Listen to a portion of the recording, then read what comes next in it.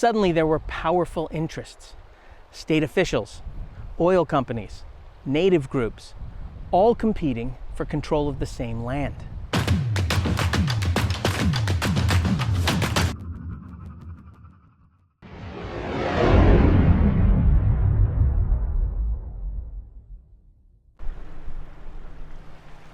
The first Organic Act of 1884 contained a disclaimer ostensibly protecting the land of indigenous Alaskan peoples. In the second Organic Act, this is 1912, we see a similar disclaimer. These promises were then reiterated in the Statehood Act of 1958. But what exactly was this right or title? See, that was left nebulous. And in many ways, it always had been.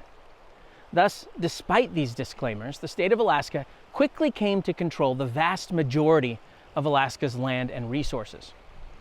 Indigenous groups, who in 1960 still made up around a fifth of the total Alaskan population, were nevertheless scattered across the vast state in a couple hundred villages separated by ethnicity and language and, of course, great distance, more or less completely unorganized as anything approaching a combined voice. When Alaska achieved its statehood, most indigenous Alaskans seem to have simply gone on with their lives, not especially concerned about what was happening in faraway Anchorage or Juneau, and sure that they'd be mostly left alone to inhabit and use their lands the way that they had for generations. Well, the year before the Statehood Act was passed, the Atomic Energy Commission, established by the Eisenhower administration to explore peaceful applications of atomic energy, began considering the use of nuclear blasts as a means of earth excavation. So the idea was to blow off a chunk of the northwest Alaskan coast around Cape Thompson, in part motivated by the area's potential in the mineral, coal, and oil arenas. The detonation was set for 1960, and the whole endeavor was dubbed Project Chariot. Well, much of the Alaska press was actually on board with Project Chariot, convinced by the thought of all the federal funding that would flow Alaska's way as a result of this project. Others, however, questioned or even protested the whole thing, including some business leaders, a few local politicians, some of the faculty at the University of Alaska, and a handful of other Alaska citizens. One group who had not been consulted at all, in fact, I would say they were actively ignored, the 800 or so inhabitants of Point Hope. These were in large part the descendants of Inupiat hunters who had migrated to this area many centuries, indeed up to 5 millennia before. The place was ideal because it was a choke point along the route of migrating sea mammals. In fact, according to Inupiat tradition, the area had once been the epicenter of a powerful Inupiat empire that had extended hundreds of miles east and south. In any case, when the village council at Point Hope heard about Project Chariot, this is in 1960, they unanimously voted to oppose it. Village leaders even wrote a letter of protest to President Kennedy. Kennedy's the president now, worried about what the blast, actually 5 blasts, would do both to their people as well as to their hunting and fishing grounds. Well, after a coalition of Inupiat from all across the Alaskan Arctic met in conference at Point Barrow, this is in November 1961, this is the first time they'd ever come together. In fact, that's how they put it. And here I'm quoting from their statement.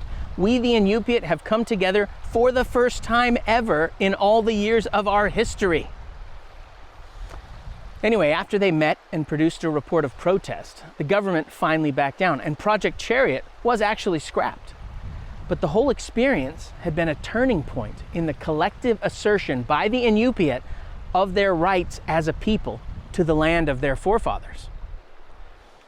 While the Project Chariot thing was going on, another event, also among the Inupiat, worked to cement further an emerging collective Inupiat identity. And for years, the Inupiat had hunted ducks and geese and other migratory birds, despite international treaties banning such behavior. They and their ancestors had been doing this kind of thing for countless generations. They weren't about to stop now. And Alaskan authorities traditionally had looked the other way too, until a state representative named John Nusunginia he's an Inupiat himself, was arrested for violating hunting season parameters. A couple of days later, almost 140 Inupiat purposefully violated the same parameters by shooting ducks and then going straight to federal game wardens, daring them to arrest them all. Of course, the optics of arresting them all would have been terrible. The wardens couldn't do this, so they cited them all instead. But all charges were subsequently dropped. This is in 1961, essentially recognizing the Inupiat right to hunt the birds as they pleased. So once again, the Inupiat had come together and asserted their identity and claim to their land. A handful of indigenous Alaskans, plus some Tsimshian, had back in 1912 organized under the name Alaska Native Brotherhood, or ANB. The ANB, which was based at Sitka, by the way, hoped to make gains for indigenous Alaskans in terms of accessing education, fighting what we would call racism today, dismantling the very real segregation of the period, and defending access to traditional native lands and hunting grounds. Once statehood was achieved, the federal government allowed the new state to select 108 million of its 375 million acres to parcel, sell, develop, and otherwise do with as it wished. The problem was, some of this land, of course, included indigenous peoples' traditional territory. So following in the ANB's footsteps, in 1966, a coalition of indigenous Alaskans established the Alaska Federation of Natives, or AFN, to lobby the federal government for indigenous peoples' land claims. The group was actually so successful that the federal government put a pause on state land selections until the indigenous Alaskans' claims could be worked out. Then, in 1968, a massive oil deposit was discovered on Alaska's North Slope. Suddenly, there were powerful interests. State officials, oil companies, native groups, all competing for control of the same land. With so much at stake for all parties, how could the issue be resolved? Well, in 1971, Congress passed and President Nixon signed into law the Alaska Native Claims Settlement Act. This important legislation promised almost $1 billion in cash and 44 million acres of land to be distributed to indigenous Alaskans, and specifically to 12 native region corporations and 200 village corporations, of which all natives would be shareholders with 100 shares each. These shares, by the way, can be inherited. Over the years, some of these corporations have done very well for themselves. It's a very innovative solution here, while others have not.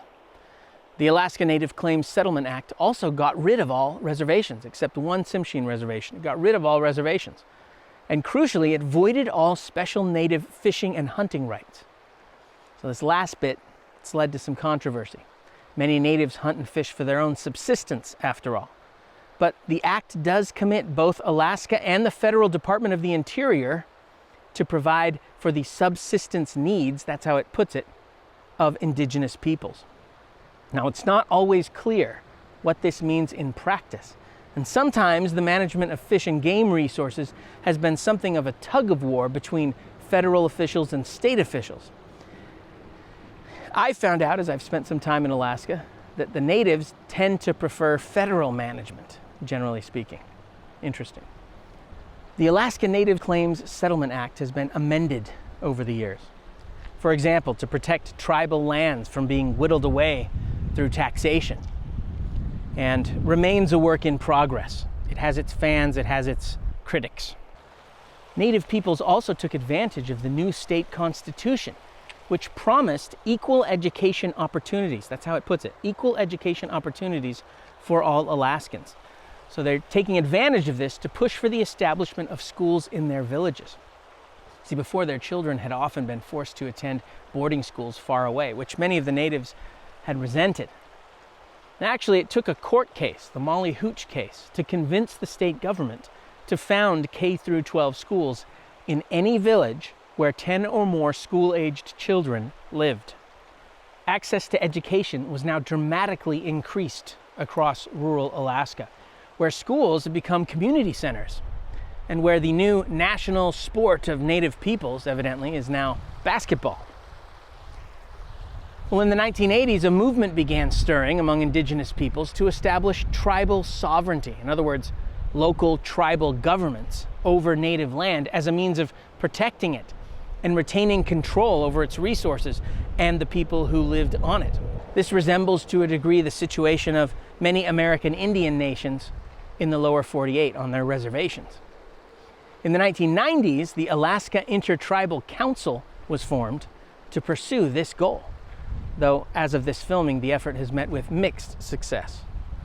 Today, around 150,000 Alaska Natives live mostly in rural villages, though a growing proportion are moving to cities like Anchorage. The struggle to maintain traditional ways continues, even as native villages incorporate everything from Western-style housing, sanitation systems, electricity, TV, education, clothing, entertainment, food, and the internet.